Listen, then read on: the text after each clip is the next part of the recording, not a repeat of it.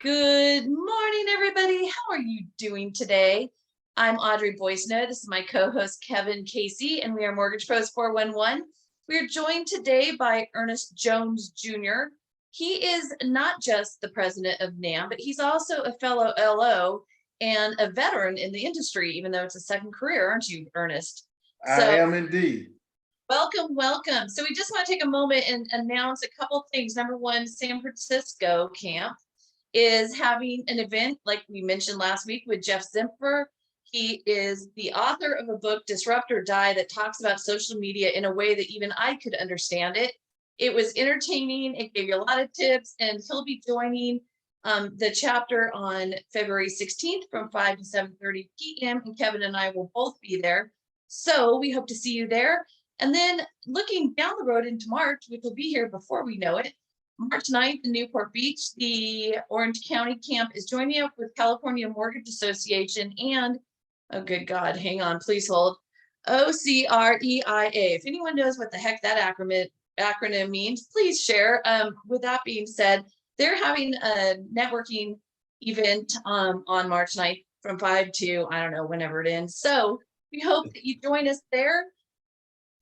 And with that, it's good to see some live events again, isn't it? It's so good. It's so good. It's so nice to go. You know, it kind of reminds me of, do you remember after the meltdown and you would go to something and you would see people and it was like knowing people lived through a war, right? Oh my God, you're still alive. You're still in it. Oh, thank God. It's like that now. It really is. You're like, oh God, you made it through. Thank God. The pandemic, that is. And now 2022, right? So with that, Ernest Jones Jr. Yes, ma'am. We are very happy to have you here for a myriad of reasons.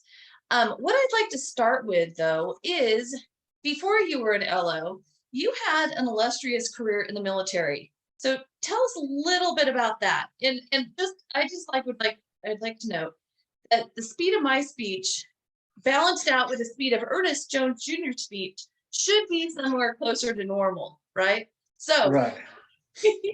Anyway, so tell us how it all started for you. Okay, I'll try to be brief with this. I graduated from University of Alabama in 1980. I joined the U.S. Air Force as a second lieutenant. I went into ICBMs, intercontinental ballistic missiles, which are nukes, in South Dakota for 4 years. After spending 4 years up there, really 1 year outside, it was too cold. I need to get out of there. So I cross-trained into AWACS, AWACS, Airborne Warning and Control System, which I flew on the Boeing modified 737 for 5 years as a weapons officer. After that, I went to Korea for 2 years. And we watched the DMZ and what we call the HTAC back in those days. I left there and I went to, I became a missile officer again for a short period of time, but I went to close air support, went back into the flying world on C-130s. And I finished my career as a C-130 flying squadron commander, even though I was not a pilot. In those days, they were allowing the mission crew commander to be the commander of flying squadrons. So I learned a lot doing that. And after I retired in 2001, I joined the civilian world in securities and insurance, and eventually migrated to mortgages. Nice. So it's Black History Month. Yes. I don't know if anyone noticed, but you are Black, and you are the first Black president for NAMB, which it's about freaking time, right? So you also did some other firsts. You did one in the military. What was it? Well, at that time, I was the first flying squadron African-American squadron commander at that time for that particular unit. And that unit now, due to technology, that particular type of airframe is no longer in existence, but at that time I was. And that was exciting, same reason exciting to be the first African-American president for NAMB. But what I appreciate most from both of those experiences is the opportunity I was given to lead my peers. You know, to be thought enough of as an individual. And like I am a Black man, and I'm proud of that. But those opportunities opened my eyes to a lot of things that I may have not seen if I have not been given those opportunities. Right. I think it makes you the perfect leader for NAMB at this moment, especially as we're looking for ways to expand the industry to include more people of color. And with that, you had asked me to lead the DEI committee for NAMB's board this year. And I pointed out that I was pretty white. And was that something you were interested in still? And you reminded me that I am a female, therefore I am included in the DEI category. Correct. So with that being said, I would just like to take this moment and have it be an invitation for anyone who's interested in being on that committee. We're going to have our meeting February 21st at 12:30 p.m. That'd be Pacific time, not to be confused with 3:30 Eastern time. And Okay. if you'd like to be part of the conversation, whatever, however you feel you would have some input, you fit in, you don't fit in, we don't care. If you'd like to join us, let me know. I'm happy to have that happen. So Audrey at mortgagepros411.com. So we're looking at ways, how do we include more people in the industry that are from different backgrounds and different everything. Any Mhm. ideas on that, Ernest?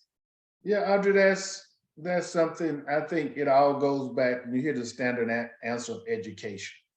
Yep. And visibility versus exposure. And I often tell people visibility is when you get a suntan, exposure when you get burned. But we use the language a lot about exposure. But in the minority communities, and specifically the African American community, the mortgage industry and a lot of other industries just not one that you typically have eyes on. And if you go to a majority Black community, you'll see one or two. But typically, you just don't even get introduced to it. So when I stumbled onto the mortgage industry mainly because of knowing people and meeting people. But we need to find a way to put it back, maybe at the high school level, at the 12th grade, get it into the colleges and show that there are opportunities out there to serve your community and make a good living while you're doing it at the same time and make a difference. So education one, and I have looked a couple of times at how do we get to the African American community? How do you get to the Hispanic community? Historically, it's been through churches, organizations. And due to technology, we've abandoned a lot of that because no one goes out and touch anyone anymore. Most time it's on the internet, it's on your telephone. So you don't build those relationships that you need in order for people to follow you or to listen to what you're saying. Because when they see you on the internet, they just see you as another individual. But if I can walk up and shake your hand and say, hello, Audrey, my name is Ernest, I'm doing this, you can feel, you can touch, you can hear me, and you get a better appreciation of who I am. So education is one, and we need to partner with other organizations that's doing that. There are organizations out there that already have programs in place. And one of the things I noticed about the mortgage industry is we allow things to separate us instead of pull us together. I think we need to find a more effective way of working with those organizations like NAMB, different ones out there that we kind of stay away from each other. But we all fight for the same common cause, which will lead you to think, why not partner and make it more effective when we're trying to call change? Oh, God, you are singing my song, Ernest Jones Jr. Thank you. I love that. I agree 100%. And it's something that I often bring up, but not a lot. Some people don't agree. So I'm glad that you do. We're very like-minded in that way. So when I asked you why you became involved in advocacy and in particular NAMB, you made a comment that you were interested in promoting professionalism, integrity, and education, which I thought was a brilliant reason for being involved. So why don't you talk a little bit about that? Okay. When NAMB is going into its 50th year, and if you look at the beginning, when they were starting, they were really banding together for a cause. But they focused on professionalism, educating each other. That way they could have a quality product and quality individuals going out to the community. As a trade association, sometimes we get out of our lane. And our lane should be promoting that professionalism through education, through webinars, through different type of activities, so that the loan originator will know how to conduct him or herself when they're in public. So what tends to happen, that brings a better product to the consumer. But we end up fighting for things that sometimes we're not going to win, and we neglect the things that we need to be focusing on. So I think the number of mortgage loan originators that's in America compared to the ones that affiliate with professional organizations is really embarrassing. And I say to professionals, if you earn a living, whether you're making 50, 100,000, 200,000, or $500,000 a year, why would you not affiliate yourself with an organization that stands in the gaps and that represent how you make a living? So Right. for me, coming out of the military and just having affiliation with local chapters, state chapters, and also the national chapter, there's no other option but for me to do it, because that's the way I can give back. And I have also a platform that I can share. That's great. So we have a comment from Amanda. She said, I just joined the NAACP branch in my area to bring awareness and teaching about home buying process. That's a great idea. So, I mean, for LOs right now who are looking for ways to grow their business in a, let's just call it interesting for the moment, because no other nice words are popping into my head.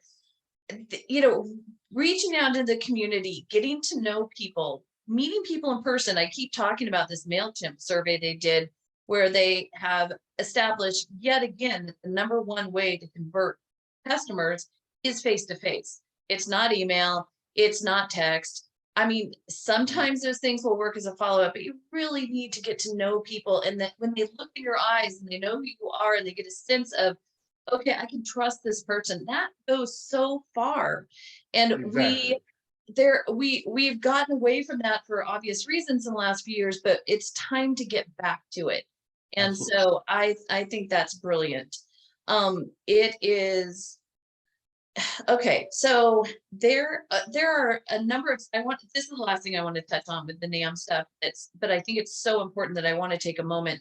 NAMB has certifications, and we talk about this fairly often, Kevin and I, and not dragged. Well, they came willingly, but we supported each other. That's probably a better way to put it, right? A number of people through another certification process. I'm about to start. I'm going to get my, okay, make sure I get the acronym right. CRMC. Yeah, CRMS. Oh, so I'm so not close. Anyway. That's okay. Yes. It took I'm me going a to get minute that to get it. certification. Yeah, but Audrey, I'm glad you brought that up, because I failed to mention that when we was talking about professionalism. But those courses and those certifications further distinguish you from the average person who just gets up, do not educate themselves, do not prepare themselves when they're talking to their customers. Right. And sometimes just going through those certifications, you'll pick up things that you can later use that you just didn't know. Yeah. And when I first came, you get what you get away from those is, oh my God, I don't even know this stuff. And I've been Exactly. doing this long. I got Exactly. that VA certification. It was like, holy moly, there's so much out there to know. Right. And you get to be around other professionals when you learn it, who you can learn things. It's amazing what you learn by just sharing when you're talking to people, especially in today's environment, because remember, we used to go into the office, you walk next door, you talk to the guy, you say, oh, I didn't know that, I didn't know this. So how else do you get that type of knowledge if you don't find somewhere to plug in to get a certification? NAMB has our veteran certification. We're working on the FHA certification. We now have a reverse mortgage certification.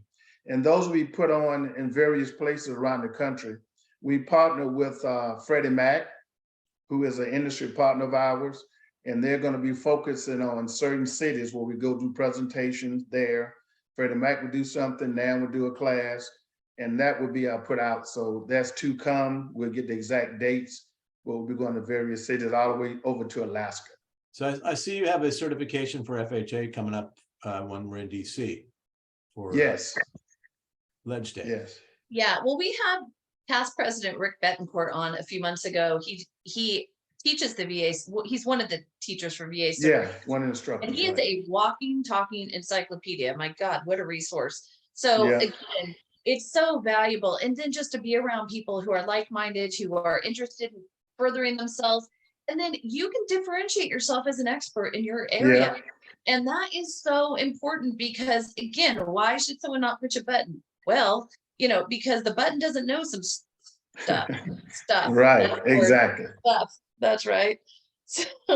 Well, Audrey and Kevin, you know, if you think about the certification themselves, they challenge you to get deeper and learn more. And when I first joined the industry, you could pick up a couple things and you had basic knowledge. But now there's so many products out there, so many variations of how you can do things. You know, if you're going conventional, which way you're going to go with them. It's so many options that you can have to better inform your consumer, because the consumer typically does not have time to get up in the morning, go to work. And some consumers think they can educate themselves on it, and they can do a fairly decent job. Right. But we are the experts, so we should be able to help them and not have them to be dependent on themselves doing it. And I gotta add this caveat about the certification program. It's first of all, it's an all-day class. It's not like a 2-hour class. Okay, take the test and pass, you're good. And you would have passed the test if you had sat through the class. No, you have to sit and listen to the class. It was one of the most difficult, challenging tests I'd ever taken. And I've taken some, challenging tests. And I was like, holy moly, I'm wondering if I'm going to pass this thing. When I did. So was I. But it was really like so much information coming at you. You're like, I didn't know that. I didn't know that. And that's all day long. Exactly. They're great programs. There's also a credit certification that they have just revamped. So so again, these things continue to evolve. And then I said it was lastly before, but now it's really lastly. So we have Ledge Conference coming up in April in Washington, D.C., which is always so incredible. If you have not gone to a state or federal legislative conference, you should go. It is awe-inspiring, it's life-changing, and you really do get to see the process. And I think one of the things that I was most struck by was the first time I went was how little our legislators know about what they're legislating. And so whoever gets there with the most information, biggest mouth, and sadly sometimes the most money, although we don't talk about that ever, they win. So you have to be in front of the legislators. They have no idea what they're legislating trickles down to the consumer, our borrowers. They don't know how it's going to land on the ground. And so it's really important that they hear from us and they take notes. Sometimes you meet with staff, they want to understand what they're about to vote on. So be part of that voice, because it's really interesting and fantastic and important. It is one of the biggest moments. I remember when the first time I went, it was like, I actually had an influence on a rule that affected the mortgage industry to this day. And it's like, wow, that was so cool that I myself had something to say about a rule, and they listened and it was implemented. Yeah. And Kevin, that's a good point. In NAMB's 50th year, which will be around September this year, NAMB has had a lot of examples where we've actually gone, the organization did, and lobbied for certain things. And that's not known a lot to the public, because one of the things that we have to get better at NAMB is making sure that not just the mortgage industry, but the public at large knows what we're doing and how we're contributing to that industry. Like this year, Jim Nabors is our government affairs chair, and he's from the old school, when back in the day. And a lot of stories he tell us on how they met with senators and congressmen and the different GSEs and talked to them. And NAMB is getting back to some of that. We met with Senator Thompson 3 times last year. So on the FHFA, she's been very nice about giving up her time and to her staff. I think we have her on the schedule for the Ledge Conference coming up. We have a couple of large brokers who traditionally would not attend those are going to be there this year. So I'm not going to call any names out, but I think it's going to be bigger and exciting. We're having it at the National Press Club this year, which most people are familiar with that in DC. So we're trying to make sure that we put ourselves in a position where we get that visibility and people know who we are. So I invite all those, if you haven't planned to be there, it shows from the 14th to the 18th. But if you look on the latest information put out, the 14th is the Education Day, Kevin, which you alluded to earlier, which would be the FHA certification.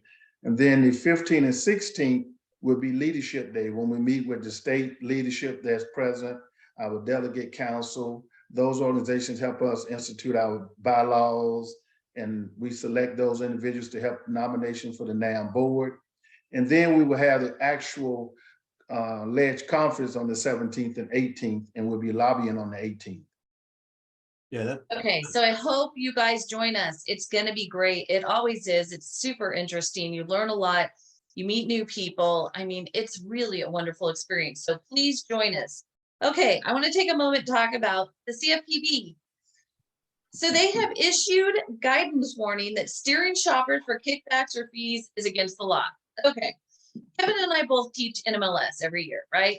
Every single year, RESPA is in the class because why, Kevin? Why do we cover it? Because every year I get somebody in the class that walks up to me and says, hey, I like the way you teach and what you know a lot about what you're doing. If I give you a referral, can you give me a kickback?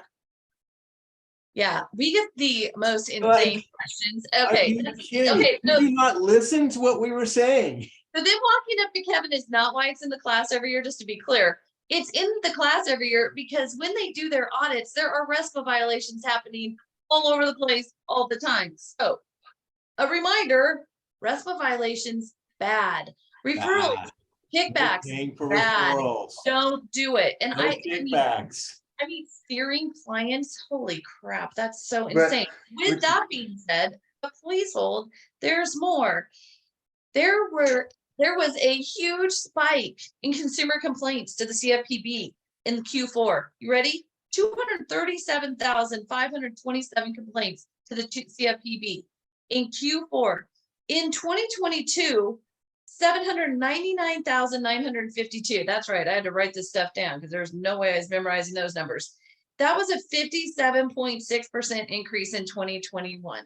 A big chunk of it was people complaining about credit reports, but consumers are figuring out where to go with their finance complaints, okay? My point here is not just, holy crap, it's they are realizing, oh, if I have a problem, I'm going to go to the CFPB, which means you don't want to be a subject of their complaint. So watch yourself, people. And the other wait, Audrey, why do you not want to be a subject of a CFPB complaint from a customer? Oh my God, have you been part of a CFPB audit? It isn't fun. I mean, at least they don't bring their attorneys anymore, but boy, you don't want that. And the number one reason why the CFPB audits places is because of that's right. Yeah. And I just want to put another little plug in for making sure that you understand, because we have discussed this with multiple regulatory agencies personally, to clarify, you have 3 days to get disclosures out, okay? I talk to brokers constantly who only depend on lenders to get their disclosures out.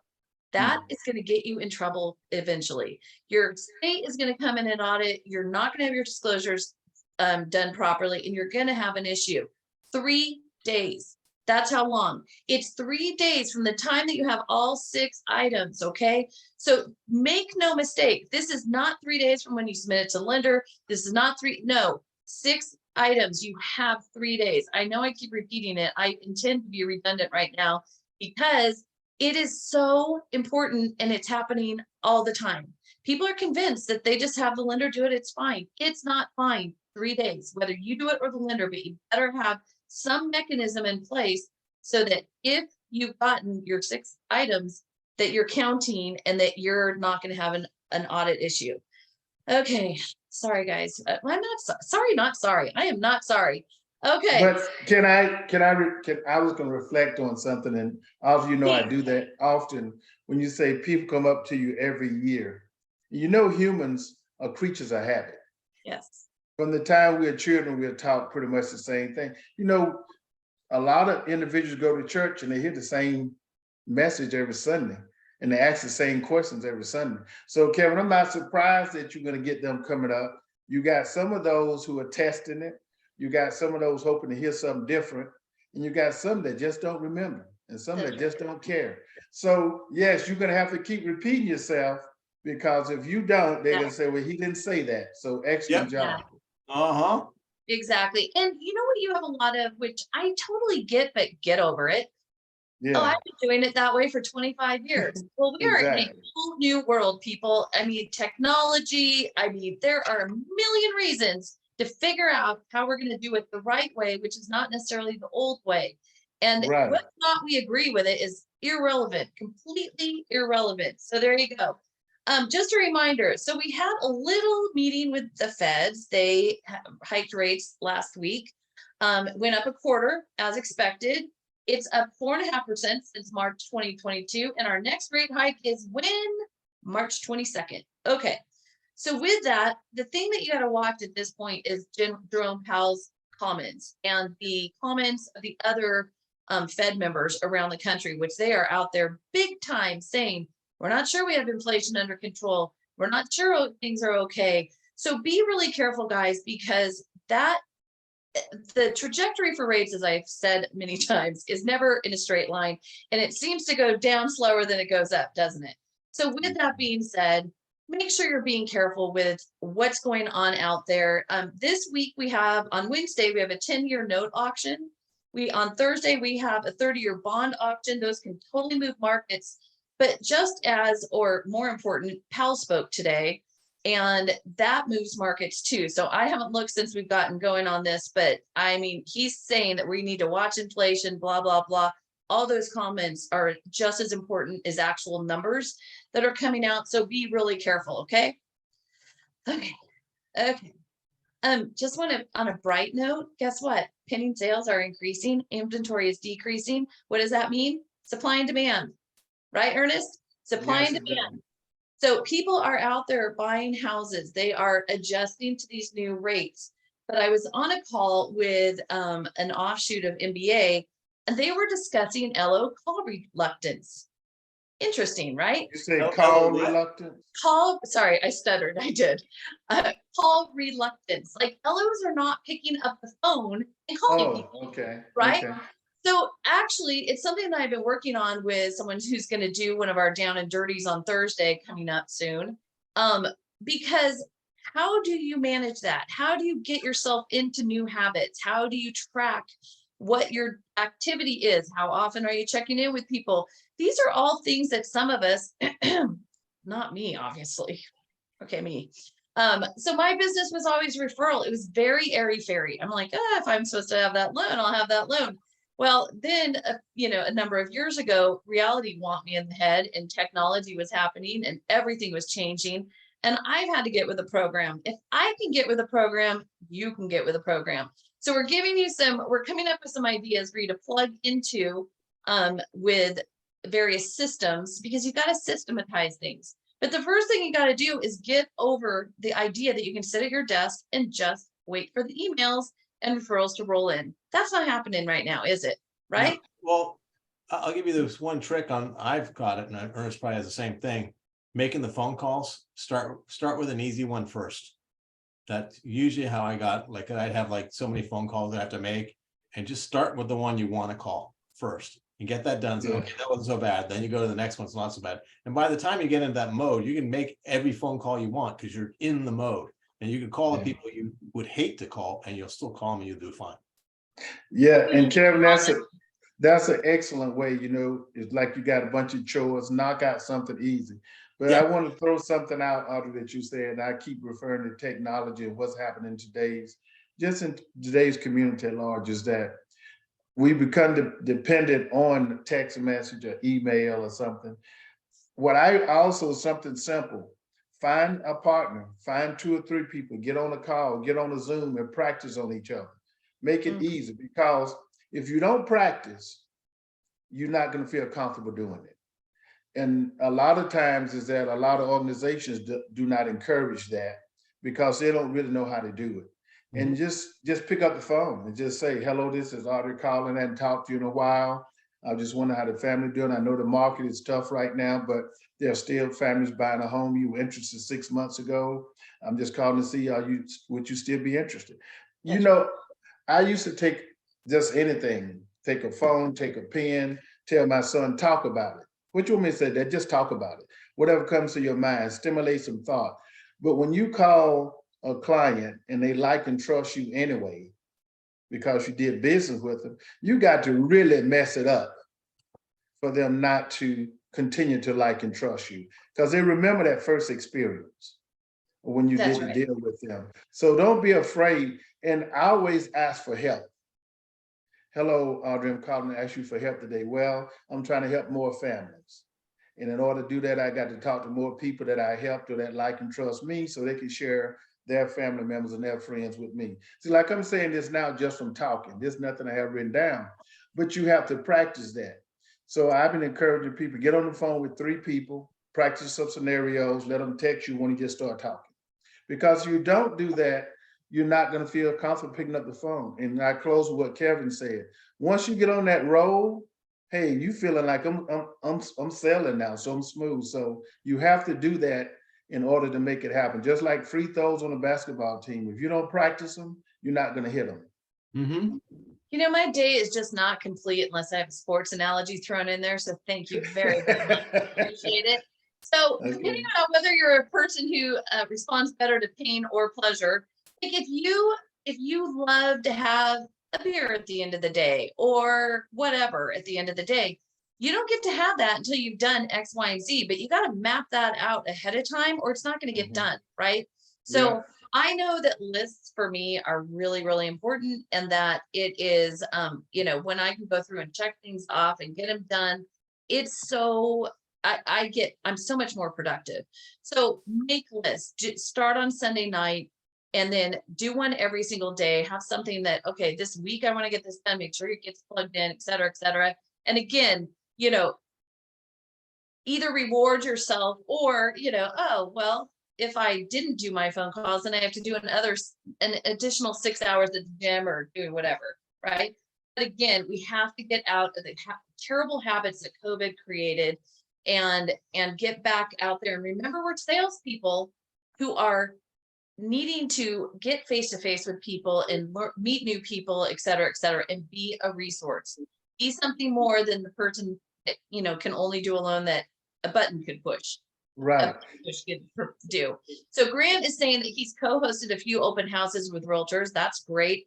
Make sure that, you know, like that's really, really great. Like you're meeting new people, you're bonding with the realtor, you're showing them, you know, that there's, you know, I've seen a couple of conversations online where people are like, realtors are like, God, this guy shows up. I don't know him. I don't like him. I don't want to be around him. So again, read the room, people. Don't just like go hang out for 3 hours and they're looking at you, go like, get the hell out of here. So anyway, that's important, right? Nancy posted here. She said, how do I log into the Down and Dirty and 30? Okay, here's the deal with that. So we started it. I got it set up on Zoom. And it's a reoccurring meeting. And if it's not a reoccurring meeting, then everyone has to re-sign up all the time, which is a pain in the wazooski. However, we don't have them every week. And I went to Zoom, which has 0 customer service, unless you have like 8 million users, which we do not. And I cannot figure out for the freaking life of me how to change the message or do whatever. So if anyone has any clues into that, We'll just have to work on getting more Down and Dirty. So that's what we'll have to do. We're working on it, guys. So it's coming. Thank you, Nancy. I've been meaning to mention that actually for a few weeks. So I appreciate that she did that. And then just a reminder, what you can do for us, because we are really working hard on all this stuff, share our meetings with your friends and subscribe on YouTube.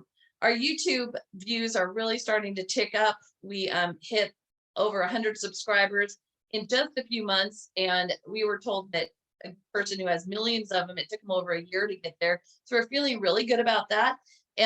But you can go there. You can, if you think if we're like dilly-dallying through these things, you can go to YouTube, double the speed and listen to it really quick, up to you. So anyway, so make sure you're doing all that. We really appreciate it.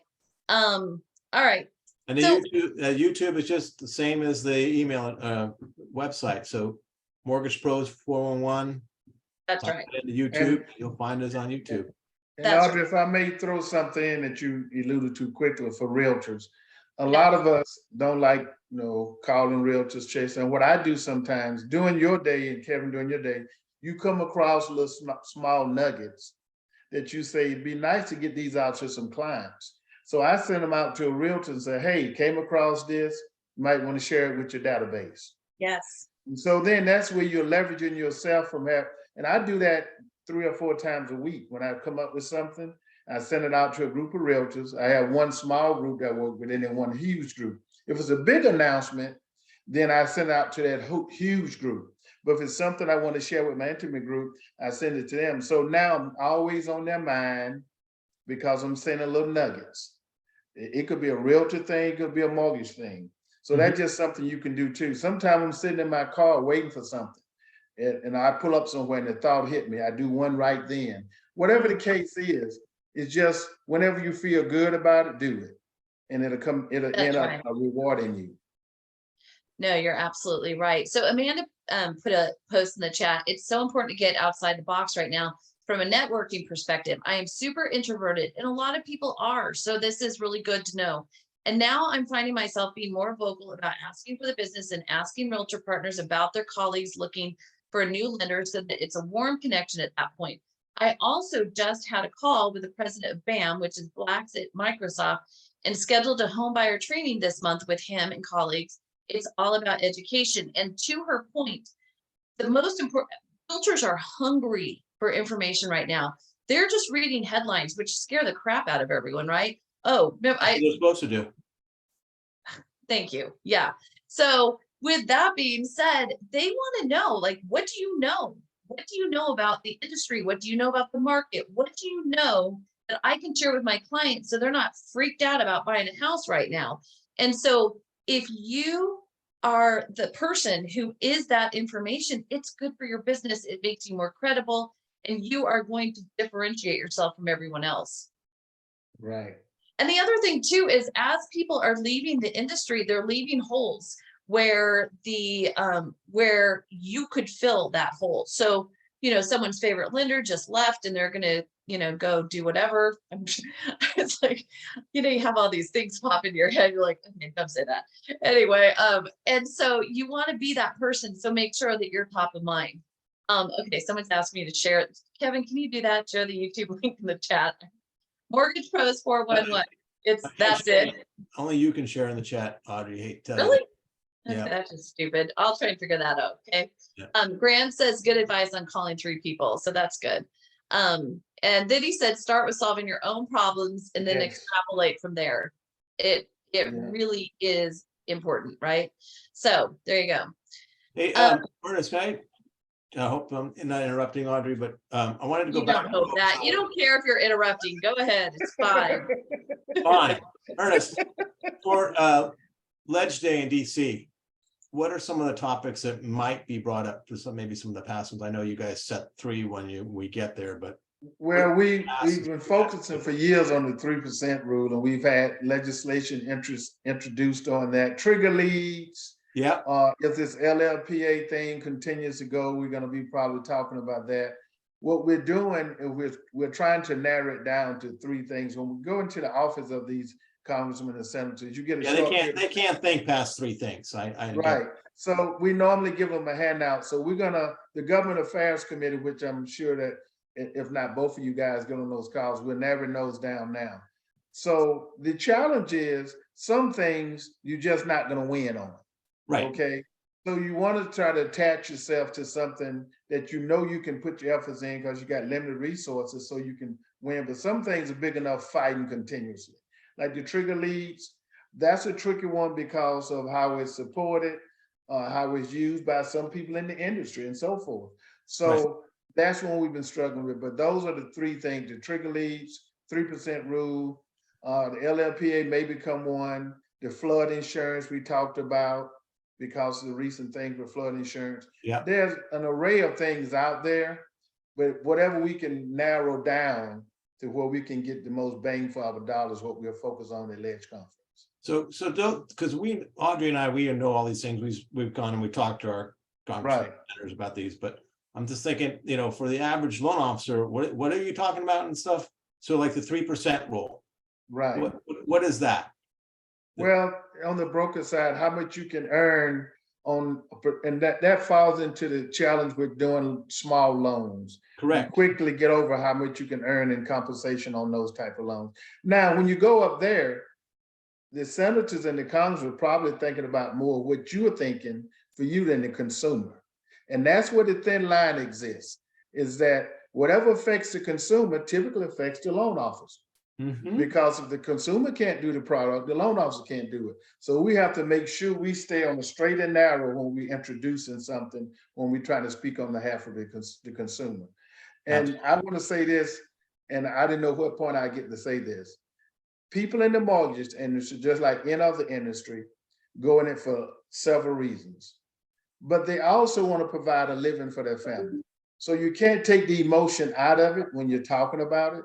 But when you're in front of those type of individuals in those environments, you got to focus on how does it affect the consumer. So that's the biggest challenge on that particular. And especially if you're talking to a Democratic representative.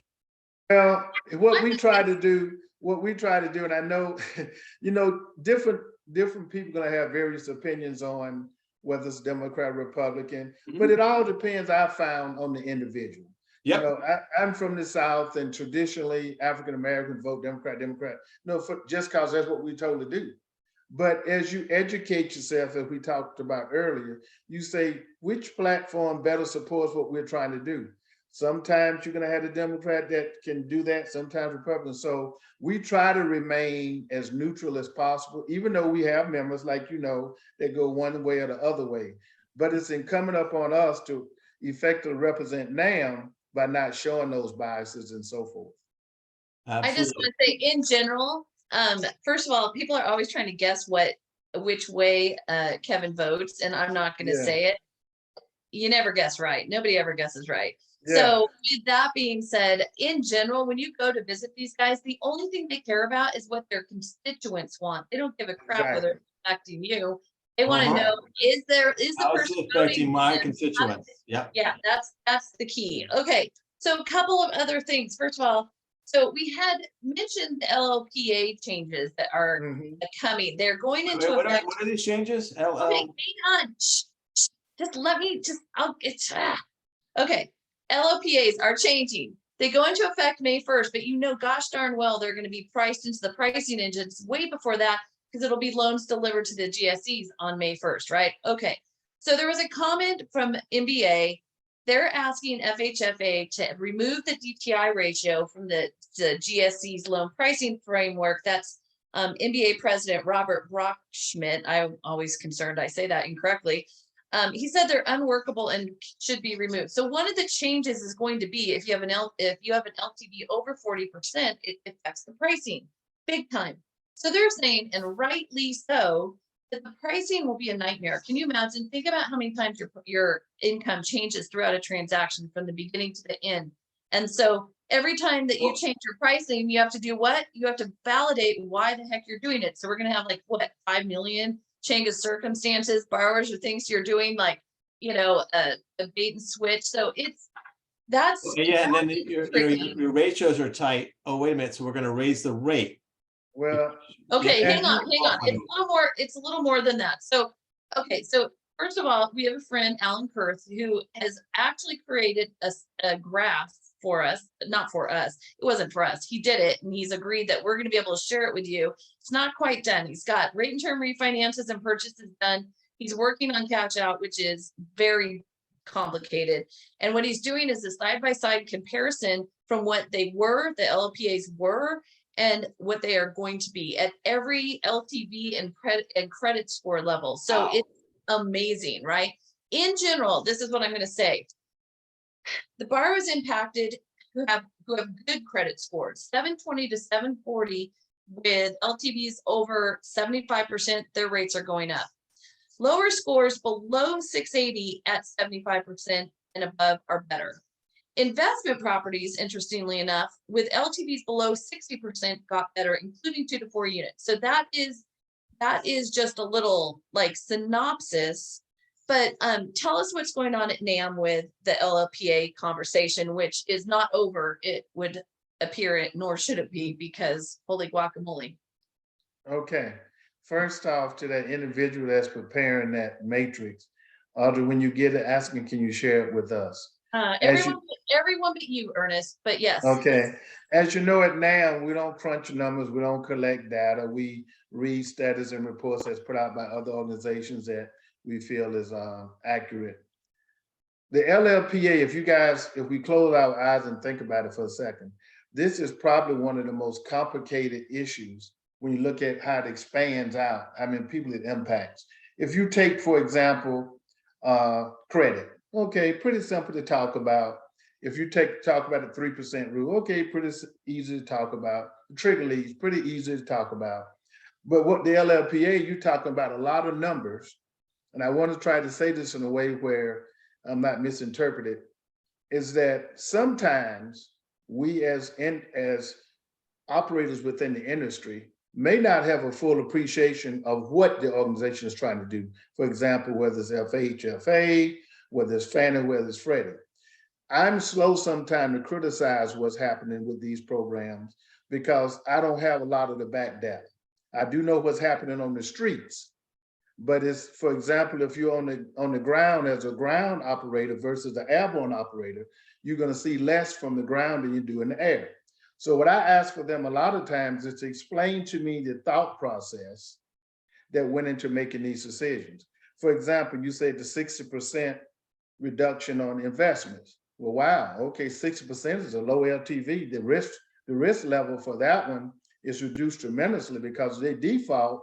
That's putting that particular organization in a whole lot better position financially if they had to take that property. The challenge I have is for the middle class, hardworking Americans who've gone out, fought to get the scores up, got in the middle class, got some home equity in their home, want to pay off the credit cards, want to do something for the kids, want to put some retirement away. And now they can't do that because you can't, the 41% or whatever the case might be. Well, think about this, and I thought about this just now. On VA loans, which I'm a veteran, you can get up almost to 54% sometime on approval. Mm-hmm. And what's the default on those? Like, so are you saying that the 1% of Americans who serve in the military are so much better at paying their bills than these other ones who are going to get a 45 or 46%? That would be an argument I would hold if I was sitting right there, right now, talking to them. Now, you could say, well, that person will respond, whatever you want to say. But there are numbers out there, I imagine, that if I sit down with smart people and say, let's ask this question, let's ask that question, show me the data. So in the LLPA situation, yes, I do think that it's causing some individuals to be treated unfairly when it comes to what their interest rate's gonna be based on how these calculations are put in place. What I don't know is to what degree we should adjust it. For as FHFA goes, what do they need to get that soundness and to making sure they got solid financing that's required regulatorily, right? Those are the things that I don't know. So what I try to encourage NAMB and our people to do is say, let's look at it and let's not just jump out there because we got hit. Let's see, can we avoid getting, let's see how we can move differently. And the last thing I want to say about that is that sometimes before you take on things in the media, you might want to try to have some dialogue with those organizations. And one thing that FHFA has given NAMB is an opportunity for that dialogue. Now, we may not agree, but if I'm going to send out a letter from NAMB while I've been the president, then, and it's against something, then I try to get that letter to their public affairs, to them say, here's NAMB's position. We want to let you know what's coming. They're not going to change anything to tell them. But I am on board with that. This is probably wasn't thought out as thorough based on my limited knowledge as it should have been. But the point is, where do you attack it? I don't think you can attack it head on, because when we had our last meeting with FHFA, they stated that once they put a policy in place, they're not bound to change it the next month or the next 2 months. Or next year. So why would they do that? If you think about it. So they're going to ride the wave just like you do on most things. Now, at some point in time, they're going to say, you know what? This didn't make sense. So now we got to say, can we provide you data for the next 30, 60 days where individuals were turned down that should have maybe gotten financed? And that takes time to do it. So that's kind of my long explanation on it. I try to stay away from the numbers, but just look at the common sense approach to it. And I don't have an answer, but I guess that matrix would be a good point to show people what's going to happen. And that type of material is what we need when we confront these type of organizations regarding the actions they take. You know, if you could do that matrix. we're in the mortgage business, Ernest. There is very little common sense. So that's really cute that you keep looking for it. Nice job. But I was thinking if you could do that matrix and show what the difference in the payments are versus just the interest on it. Yes, yes. That's Yes. huge, I saw a little blip. So Barry Habib does not typically address things like LLPAs, etc. Apparently he'd gotten enough emails that he did address it. He very simply said he thinks it's going to result in maybe an 1/8 difference in rate, which, because I think people were concerned, is he's saying, oh, rates are going to keep coming down in the coming months. Well, are they really, as we are dealing with LLPAs that are going to kick into effect? And then also, I just wanted to go back to a couple weeks ago when we had Bill Loman on. Remember when he was talking about, Wells Fargo dumping? Well, okay, dumping is probably not the correct word. Let me think of a nicer word. leaping.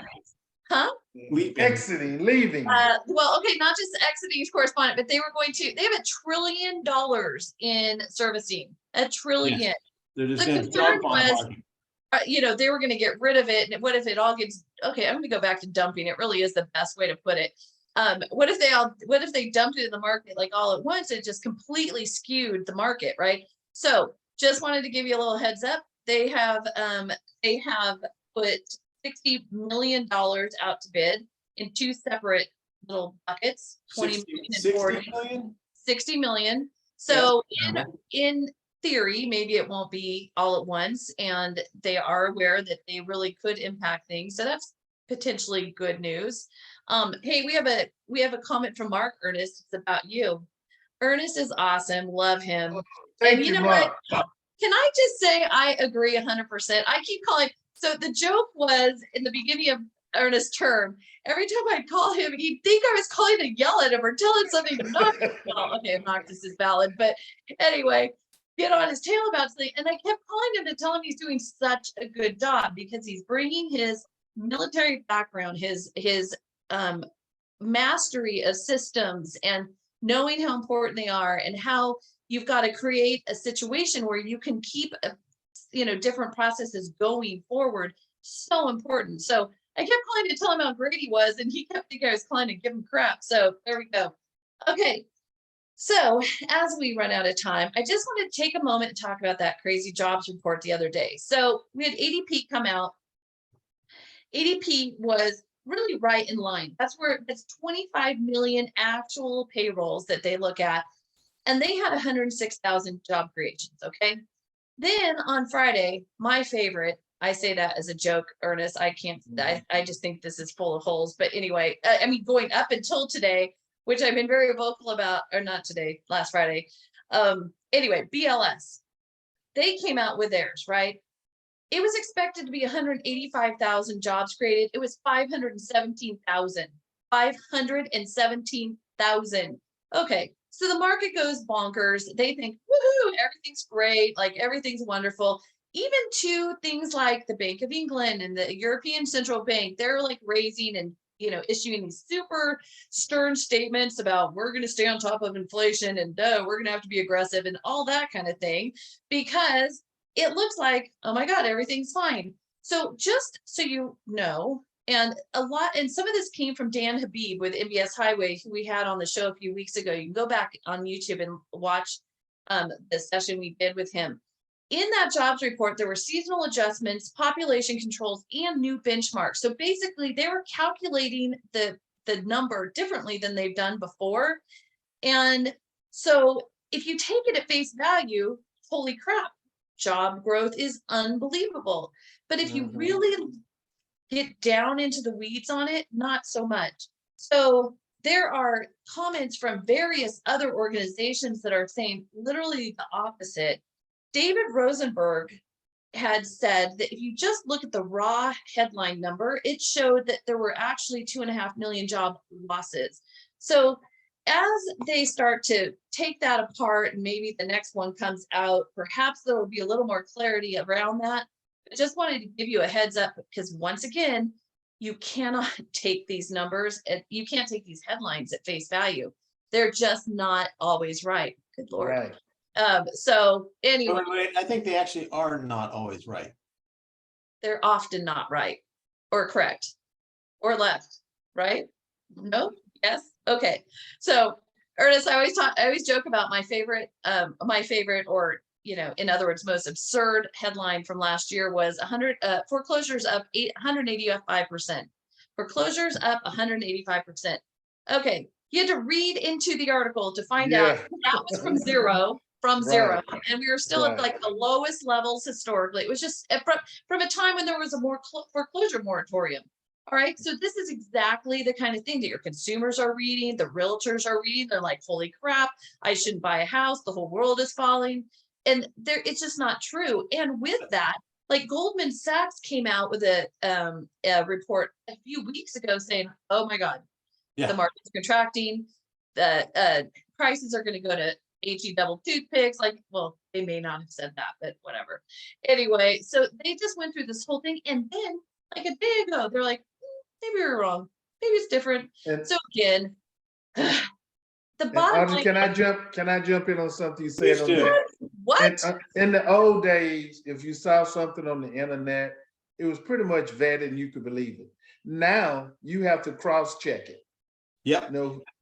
Everything, I almost cross-check everything. And that's why it's important for us to be informed as mortgage loan originators. So when our client call us with something, you can say, oh, wow, I saw that, but here's what I found when I did a research on it. Because you just don't know what to trust. Yeah. And that is so important to it. Make sure your clients understand that. Say, look, if you come across something, shoot it to me, let me vet it for you. That's and right. Now you keeping that relationship going. And they say, sure, because they don't really want to do the homework. But that's what you do. So I think that is excellent. So we have a comment from Grant. He said, from a former Air Force law enforcement person, I'm sure there's a better title for that, isn't there? Thank you, Ernest. And then he threw us into Audrey and Kevin. So anyway. I think he threw us in for, Tell Kevin I said, thank you, Wild Blue Yonder. Yeah. Oh, Wild Blue Yonder. Okay. Yeah. And Dirk, Big Mouth Dirk, like he's really wanted to talk. He says, you can jump, you have to jump in. Audrey's like me, you can't shut us up. Well, I know we're running out of time, Audrey, but I'm gonna ask you to do it for me. So to extend an invitation, anyone on the program that's not a NAMB member, can you tell them Audrey's on the NAMB board and I get to work with her. So that is awesome. Audrey, thank you for hosting me today and allow me to be a part of what you do. And I just want to say it was really exciting. I went quick. If I thought about it, I said, wow, but I'll let you do that, Audrey. And yes, be a NAMB member. It's almost laughable how inexpensive it is. It's $150 a year. For God's sake, go to NAMB.org and join. They're revamping the website. It will be much better in a month. But it is there. I gotta say, this board is full of a bunch of people who really love our industry, really care about our industry, are very invested in giving back. And there are some new ideas, some new innovation coming. And they're open to different ways of doing things. And I think that's a beautiful thing going forward. And for the people who came before, they have done enormous amount of work with absolutely just the minimal amount of recognition.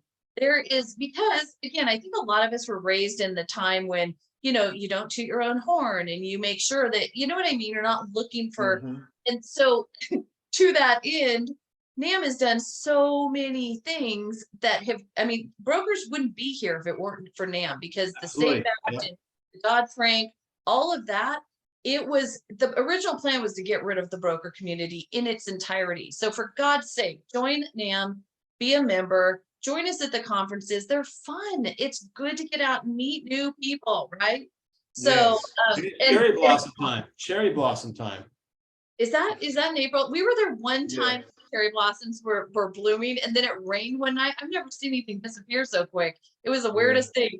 I just want to take a second, because Dirk, who always has something to say, and often it's funny, he had an idea for a new marketing place called Failure to Launch, How to Get Your Adult Children Out of the House. I thought that was worth mentioning because it's hilarious. Anyway, so last week I boxed who was coming up next on the schedule, so I'm going to get it right this week. Ready? Next week, we have Tracy King with Partners Credit, who will be joining us. The week after, we have Cindy Erdman joining us, who we've known for years and years. And so Tracy King she is going to talk about credit, but also we have just realized how unimportant it is to get your credit score above 740. So I guess that's not as much of a focus, but we're going to talk about things around credit. And then somebody else had asked that we talk a little bit about VOEs and reading income and that kind of thing. So we'll see if she can address some of that. With all that being said, Ernest Jones Jr., we love you. Thank you so much for joining us today. Thank you. And for all that you're doing weeks. for our industry. It's really, really important, and we really appreciate it. Kevin, nice to see you back in the United States. Yeah, it's good to be back. And we'll see you Everything's next back where it Tuesday. belongs here. Nothing's on the wrong side anymore. Listen, if you were more dyslexic, you'd be happy about everything. And you got more room in the shower, right, Kevin? Yeah, there were some really tight showers there. Anyway, okay, so we will see you next Tuesday at 11 a.m. Pacific time. What time is that on the East Coast, Ernest? That would be 2 p.m. right now. There you go. That's right. All right. Yeah. Have a good Thank week, you. everyone. Mwah. Okay, bye-bye. Bye. You guys. Bye.